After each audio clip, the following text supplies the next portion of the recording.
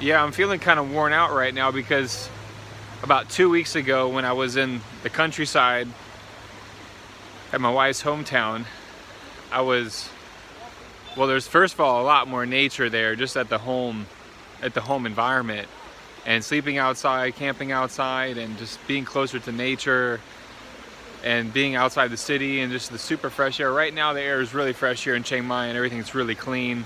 It's a beautiful time to be here. But after being in the condo now for 2 weeks, just starting to feel like tight and stiff and just, you know, not relaxed the way that I want to be. So I want to take this time right now, about 45 minutes, and just kind of come out here and relax and talk about a few things in regards to teaching English online and teaching English abroad, because I have a lot of things that I want to share. I have a lot of experiences.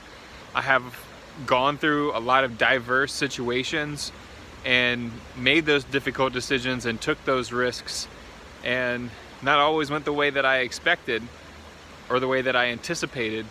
But it's about, whatever's happening to you when you're traveling, it's all there to try to teach you something. And that's why traveling and teaching is so rewarding and such a great career and just overall lifestyle, because every day you're going to be tested. Like when I was in the USA, a lot of things didn't go, the route that family wanted me to go, and school and society and my university and all these things were not happening, the way that I wanted. And so I was always trying to find something new, something interesting. I was sitting in these classes and listening to the professors and listening to my classmates, and just, I don't want to say boring, but just, there was no flavor, there was no character to the conversation, there was nothing like outstanding. And I was looking to connect with people who were thinking on a different level. And that's not disrespectful to anybody, because everybody has to one day understand who they are and the people that they need to connect with. Yes, we're going to connect with all types of people in this world, and that's the way it is.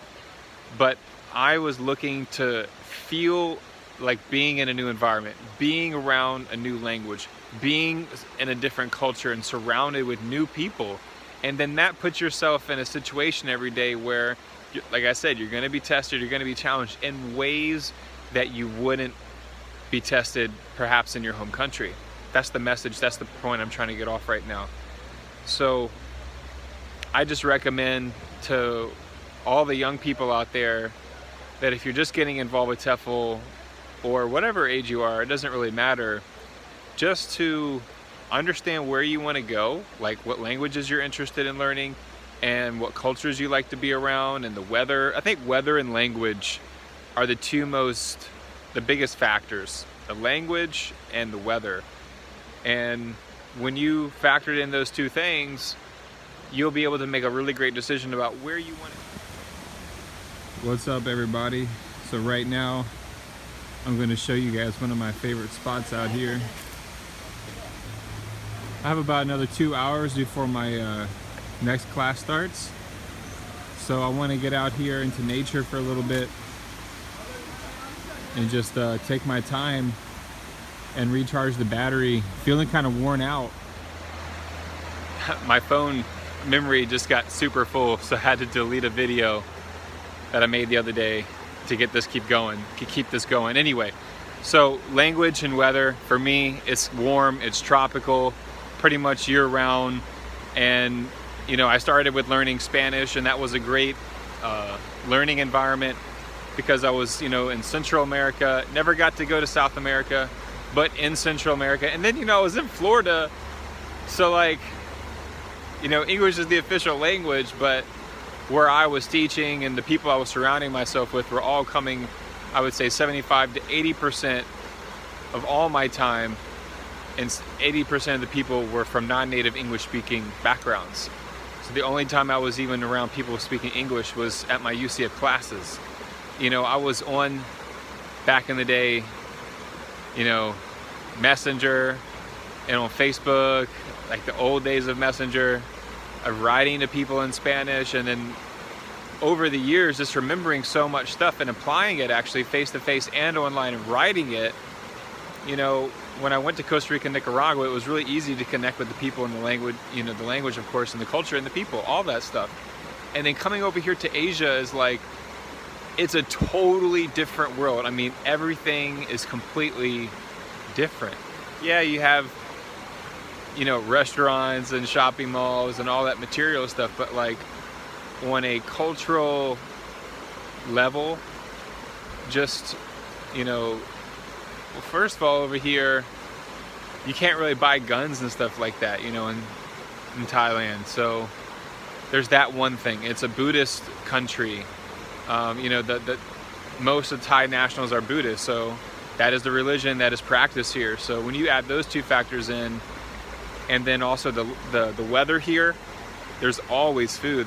The weather is always sustainable for growing crops like crazy. And when I came over here, the Asian languages are just, you know, they're so much different. They're very, very different. And it's just been a whirlwind of change in my life to be here right now and to just show you guys this little spot right here. I just love being within, you know, like 2 minutes. You know, being within 2 minutes of a place like this. And anyway, I'm just kind of rambling right now and ranting, but I just want to get this off my chest, share these messages with people because I'm in the moment right now. And I just love my work. I love teaching online. I love the students that I interact with.